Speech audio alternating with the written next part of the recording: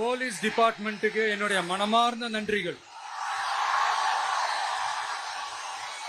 அவங்க இல்லைன்னா அந்த பைபாஸ்ல இருந்து இந்த ஸ்பாட்டுக்கு என்னால வந்திருக்க முடியுமான்னு எனக்கே தெரியல. So once again, thank you so much. திரு விஜய் அவர்கள் ஏன் அப்படி பேசினார் என்பது எனக்கு புரியவில்லை. திரு விஜய் அவர்களுக்கு உள்ளபடியே அரசியல் தெரியவில்லை என்பதைத்தான் நான் புரிந்து கொள்கிறேன்.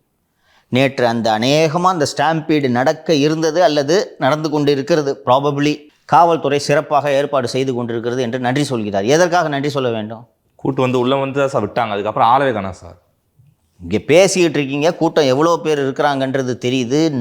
நகரக்கூட முடியாமல் உங்களது தொண்டர்கள் அங்கே நின்று கொண்டு இருக்கிறார்கள், குழந்தைகளை தூக்கி கொண்டு நின்று கொண்டு இருக்கிறார்கள் தெரியுது. அந்த கூட்டத்துக்கு நடுவில் ஆம்புலன்ஸை விடுறான். அந்த காவல்துறைக்கு நன்றி சொல்கிறீங்க நீங்கள்.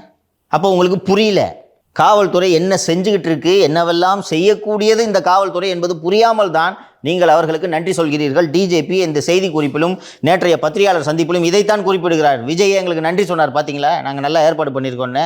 அப்போ என்ன பொலிட்டிஷியன் நீங்கள்? காவல்துறை உங்களுக்கு எப்படி சார் நல்லா ஏற்பாடு பண்ணித்தரோம்? எப்படி ஏற்பாடு பண்ணித்தரோம்? அனுமதி கொடுக்க அலைய விட்டவங்க எப்படி சார் ஏற்பாடு பண்ணுவாங்க? இங்கே பண்ணியிருக்கிற ஏற்பாடு பார்த்தாலே தெரியலையா உங்களுக்கு? எப்படி ஏற்பாடு பண்ணித்தரோம் காவல்துறை? எடுத்தடுப்பில் நன்றி சொல்கிறீங்க. நிகழ்ச்சி முடியும் போதும் நன்றி சொன்னார். நான் பார்த்த உடனே என்ன பிரச்சனை இருக்குன்னு தான் நினச்சேன் நான். எடப்பாடி எந்த கூட்டத்திலேயே நன்றி சொல்கிறது பார்த்துருக்கீங்களா நீங்கள்? எச்சரிக்கை விடுப்பார். இந்த ஒழுங்காக ஏதோ ஒரு கூட்டத்தில் நான் பார்த்தேன், ஒழுங்காக பாதுகாப்பு கொடுக்காத வர வழியிலெல்லாம் ஒழுங்காக பாதுகாப்பு கொடுக்கல, வண்டியெல்லாம் மறிச்சிக்கிட்டு இருக்கீங்கன்னு நான் கேள்விப்பட்டேன். ஆட்சி மாறும், நீங்களாம் என்ன கதிக்கு ஆளாவீங்கன்றதை பார்த்துக்குங்கன்னாரு எடப்பாடி. பார்த்துருக்கியா? கவனிச்சியா? 2-3 இடத்துல சொல்லியிருக்காரு சார். அவர் பவரில் இருந்தவர் சார். அவருக்கு கீழே போலீஸ்லாம் வேலை பார்த்துருக்கு. இன்னும் திரு விஜய் அவர்கள் பிரச்சார கட்டத்தில் தான் இருக்காரு. இன்னொன்று, உங்களுக்கு அவர்கள் ஒரு நாளும் உதவ மாட்டார்கள்.